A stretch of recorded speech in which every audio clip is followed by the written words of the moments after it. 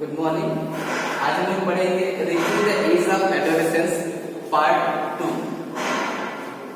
पिछले टॉपिक में हमने आपसे बात किया था एंडोक्राइन सिस्टम की और इसके अंतर्गत आने वाले सभी ग्लैंड के और उनसे सेक्रेट होने वाले हार्मोन्स के और उस हार्मोन का बॉडी में क्या फंक्शन है इसके बारे में। कौन कौन से ग्लैंड थे मैंने बताया था आपको, adrenal gland, pancreas, thyroid gland, pituitary gland, ठीक है। ओवरी और टेस्टिस के द्वारा जो हार्मोन्स हैं उनसे जो सेक्रेट होता है उनके बारे में बात किए थे। फिर आपसे बात किया था मैंने प्यूबर्टी और एडोलेसेंस के बारे में।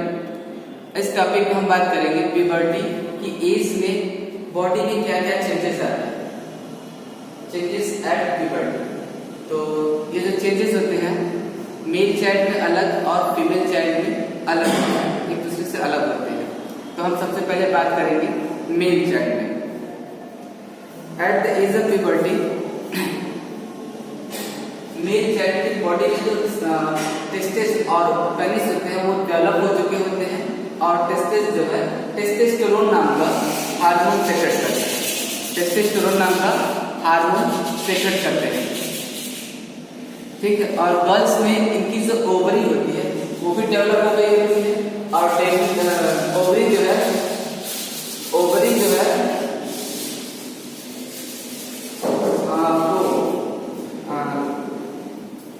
ऑस्ट्रोजन और प्रोगेस्टेरोन नाम के हार्मोन्स का सेक्रेशन शुरू कर देती है। ऑस्ट्रोजन और प्रोगेस्टेरोन नाम के हार्मोन्स का सेक्रेशन शुरू कर देती है। इस जैसे ही इस तरह से उनकी ओवरी जो है एक बनना शुरू हो जाता है। मेल चाइल्ड में उनके टेस्टिस स्पर्म बनाना शुरू करते हैं और फीमेल चाइल्ड में एक बनना शुरू हो जाता है। तो प्यूबर्टी की एज में पहुंचने के बाद चाइल्ड चाहे फीमेल चाइल्ड हो चाहे मेल चाइल्ड हो वो लगभग रिप्रोडक्शन के लिए कैपेबल हो जाता है। तो ये जब सेक्रेट होते हैं ये हार्मोन तो ये बॉडी में दूसरे चेंजेस भी ले आते हैं जिसको हम कहते हैं secondary sex characteristics. Secondary sex characteristics में क्या क्या है तो इंक्रीज इन हाइट। प्यूबर्टी की एज में पहुंचने के बाद गर्ल्स और बॉयज दोनों की हाइट में इंक्रीज होने लगती है, दोनों की हाइट इंक्रीज करने लगती है। यह जो इंक्रीमेंट है वह इक्वल ग्रोथ रेट नहीं होता, यानी हाथ पैर के बढ़ने की जो स्पीड है वो अलग होती है और बॉडी के दूसरे पार्ट के बढ़ने की जो स्पीड है वो अलग होती है। तो हाथ पैर तेजी से बढ़ते हैं और वो लंबे दिखने लगते हैं, लेकिन बॉडी के दूसरे पार्ट धीरे धीरे बढ़ रहे हैं, इसलिए शुरू में उनका बॉडी क्या होता है बेडॉल टाइप का लगता है, हाथ पैर लंबे दिखाई दे, शरीर छोटा सा। लेकिन जैसे जैसे यह प्यूबर्टी की एज कंप्लीट हो रही होती है वैसे वैसे बॉडी का जब ग्रोथ पूरी बॉडी का एक साथ पूरी बॉडी का ग्रोथ हो जाएगा तब ये बॉडी पूरे अपने एक शेप में आ जाती है। जबकि फाइनल हाइट के लिए जैसे मैं बता दूं कि अगर माता पिता छोटे हैं तो बच्चों की हाइट बहुत ज्यादा नहीं होती। तो दूसरा हाइट के लिए दूसरी क्यों प्यूबर्टी ही नहीं उनके जीन्स भी इसके लिए रिस्पॉन्सिबल होते हैं। तो अगर माता पिता लंबे हैं तो बच्चों की लंबाई बढ़ती है और ज्यादा बढ़ती है और ज्यादा बढ़ने में हाथ और पैर ज्यादा लंबे होते हैं। लेकिन अगर माता पिता की हाइट कम है तो हाथ पैर की लंबाई ज्यादा बढ़ती है लेकिन वो बहुत ज्यादा नहीं होती। Final height and individual attain is primary control by genes. माता पिता से जो जीन्स आते हैं उससे ये हाइट कंट्रोल हो जाती है, ठीक है। तो पहला हो गया increase in height, change in body shape. मैंने बताया था ना कि जैसे बच्चा प्यूबर्टी की एज में जाता है तो उसके हाथ और पैर काफी लंबे हो जाते हैं, बाकी शरीर का जो ग्रोथ है वो उस रेट से नहीं होता है, इस कारण से वो क्या होता है धीमे होता है। अब हाथ पैर लंबे और बॉडी के डिफरेंट पार्ट छोटे छोटे दिख रहे हैं तो बॉडी का शेप बेटर हो जाता है, लेकिन ये ग्रोथ चलता रहता है।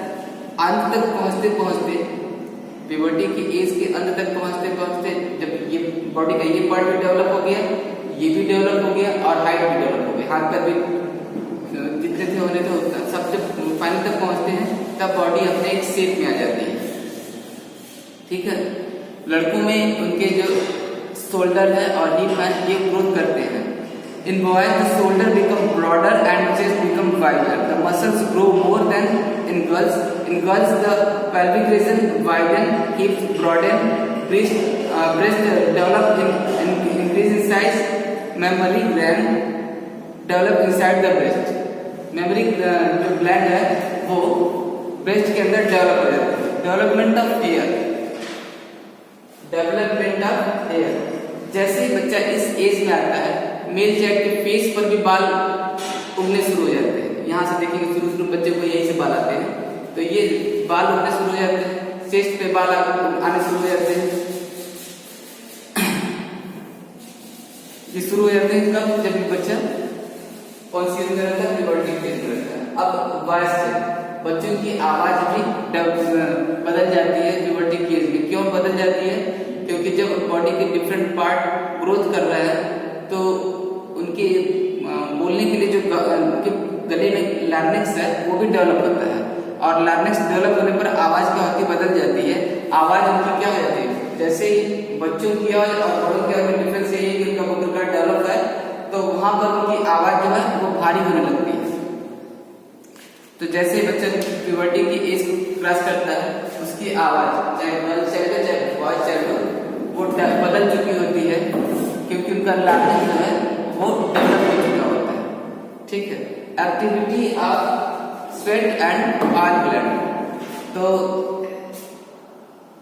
यहाँ पर जैसे बच्चा प्यूबर्टी की एज में पहुंचता है, उसकी स्वेट और ऑयल ग्लैंड में क्या होता है? एक्टिव हो जाते हैं. बच्चा पहले भी पसीना छोटा था, खेलता था, पसीना होता था, लेकिन उसके पसीने से स्मेल नहीं आती थी. लेकिन जैसे प्यूबर्टी की एज में आएगा, उसके पसीने से भी स्मेल आएगी और यूरिनल से भी उसकी स्मेल आना शुरू हो जाएगा. ठीक है. अब हम बात करते हैं मेंस्ट्रुएशन साइकिल. ये गर्ल्स में होता है. गर्ल्स में शुरू होता है 11 से 15 की एज में शुरू होता है, और यह लगभग किसी का 11 में शुरू, किसी का 12 में शुरू हुआ. तो 11 से लेकर 15 की एज में शुरू होता है और 45 to 50 तक चलता है. जब तक ये मेंस्ट्रुएशन साइकिल चल रहा होता है, तब तक जो फीमेल है वह कैपेबल है किसके लिए? रिप्रोडक्शन के लिए. ठीक है. होता क्या है? तो हमने बताया था आपको शुरू में ही सेक्रेशन ऑफ हार्मोन्स में कि ओवरी जो होती है वो एस्ट्रोजन और प्रोजेस्टेरोन नाम का हार्मोन्स सेक्रेट करती है. साथ में एग का फॉर्मेशन भी शुरू हो जाता है, और यह एग शुरू के 10-12 दिन तक फर्टिलाइजेशन के योग्य होते हैं.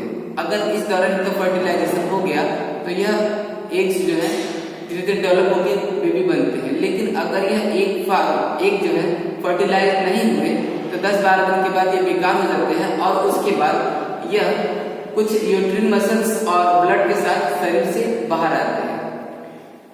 और यह प्रोसेस महीने में एक बार लगभग 28 से 30 दिन तक के लिए होता है. 28 से 30 दिन के बाद आता है, और ये 4 से 6 दिन चलता है. किसी का 4 दिन, किसी का 5 दिन, किसी का 6 दिन, ऐसे चलता है. और 4 से 6 दिन के लिए चलता है. और इस दौरान क्या होता है? उनके बॉडी में जो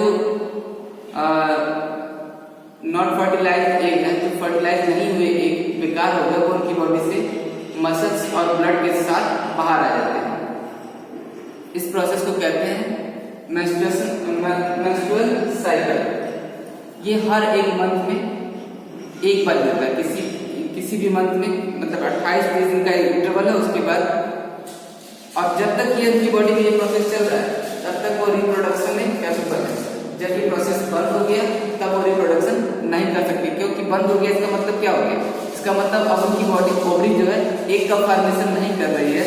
अब एक का फॉर्मेशन नहीं कर रही तो अब वो रिप्रोडक्शन नहीं कर सकती. इसको कहते हैं मेंस्ट्रुअल साइकिल. अब हम बात करेंगे इसमें role of hormone in metamorphosis. Metamorphosis in frog and insects such as mosquito and butterfly. In frog, metamorphosis controlled by the hormone.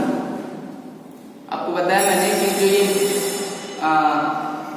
Frog है वह शुरू में टैडपोल बनता है, लेकिन जैसे जैसे उसकी बॉडी में थायरॉक्सिन हार्मोन वर्क करता है, थायराइड ग्लैंड से निकलकर थायरॉक्सिन हार्मोन वर्क करता है, यह टैडपोल से किस में कन्वर्ट होता है?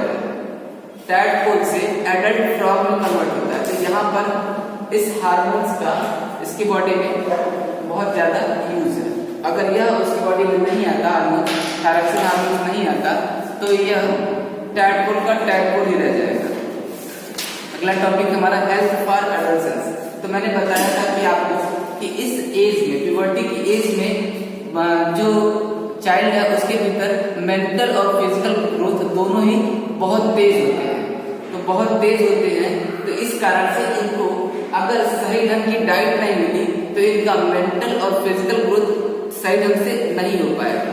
तो सबसे जरूरी क्या है, एडोलेसेंस की एज में बच्चे को क्या देना है, एक बैलेंस डाइट, क्योंकि उनका वर्क भी ज्यादा रहता है, वो ज्यादा खेलते कूदते, हमारे या किसी बड़े की अपेक्षा वो ज्यादा दौड़ते हैं, ज्यादा खेलते हैं, ज्यादा कूदते हैं। तो उसके हिसाब से उनकी जो डाइट है वो भी क्या होनी चाहिए, अच्छी होनी चाहिए। तो उनको एक बैलेंस डाइट देनी चाहिए।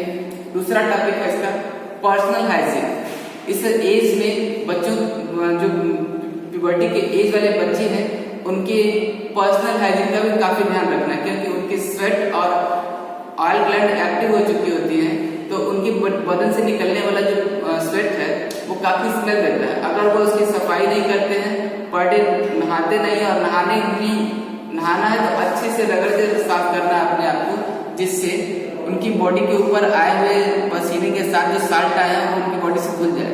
और अगर ये नहीं धुलते हैं तो उनकी बॉडी में डिफरेंट स्किन डिजीज हो सकती है। इसके बाद बता रहे फिजिकल एक्सरसाइज। फिजिकल एक्सरसाइज में मैं बता दूं कि फिजिकल एक्सरसाइज जरूरी है, क्योंकि जो बच्चे प्यूबर्टी की एज में रहते हैं वह 1 महीने अगर एक्सरसाइज करते हैं, 1 महीने की एक्सरसाइज में वह अपनी बॉडी को उतना डेवलप कर सकते हैं जितना 40 से 45 साल का आदमी लगभग 6 महीने में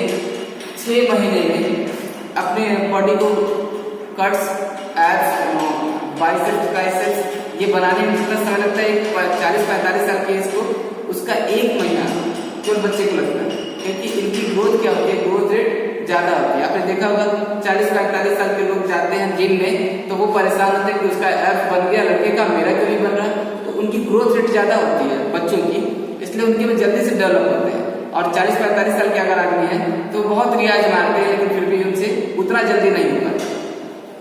फिजिकल एक्सरसाइज। अब जो सबसे जरूरी है वो ये है कि बच्चा जब प्यूबर्टी की एज से निकलता है, एडोलेसेंस में पहुंचता है, एडल्ट नहीं होता, एडोलेसेंस की एज में रहता है, तो सबसे ज्यादा वो नशे की तरफ उन्मुक्त होता है, क्योंकि आसपास का एनवायरनमेंट ऐसा हो गया है कि सबसे ज्यादा वो नशे की तरफ घूमता है। तो बच्चे के दिमाग में शुरू से ये भरना है कि ये सबसे बुरी चीज है, इसका लत लग जाने पर बच्चे का ना मेंटल ग्रोथ हो पाता है ढंग से, ना फिजिकल ग्रोथ हो पाता है। तो एडोलेसेंस में रहने वाले बच्चों को सबसे पहले किसके बारे में जानना है, ड्रग्स और उनसे होने वाले नुकसान के बारे में। अगर बच्चे को इसकी जानकारी रहेगी तो वो इसकी तरफ जाते ही मना कर देगा। तो always say no to drugs, इसके लिए कहा गया है एडोलेसेंस के लिए। ठीक है, एडोलेसेंस सबसे ज्यादा वो इसकी तरफ अट्रैक्ट होता है, और अट्रैक्ट होने के बाद वो इसकी तरफ बहुत जल्दी आता है। एक एडल्ट पर्सन अगर उसने नशे को नहीं छुआ तो पूरी जिंदगी बिना नशे के चल सकता है, लेकिन एक बच्चा है जो जल्दी से, काफी समय तक उसने नहीं छुआ है और किसी ने उसके फ्रेंड ने पकड़ लिया, गलत संगत सबसे जरूरी है इसमें, कि गलत संगत हो गई तो ये गया बच्चा, तब फिर उसको कहाँ ले जाना होगा, रिहैब सेंटर ले जाना होगा, जहाँ पर उसको नशा छुड़ाने के लिए कई ट्रीटमेंट दिए जाएंगे। तो बच्चे की अगर शुरू में इस एज में बच्चा है और उसने नशे को पकड़ लिया तो उसकी अच्छी सी काउंसलिंग से, सिर्फ अच्छी सी काउंसलिंग से वो नशे को छोड़ सकता है। नशे को छोड़ने की बात की है, पहले पकड़ना ही नहीं है। तो आप जान लीजिए इसको पकड़ना ही नहीं है, इसलिए इसको हमेशा नो कर दीजिए। ठीक है, अब आपको एक्सरसाइज का चैप्टर आपका कंप्लीट हुआ। एक्सरसाइज के क्वेश्चन बुक की एक्सरसाइज का बुक में करेंगे, और जो क्वेश्चन आंसर है वो हम आपको भेजेंगे।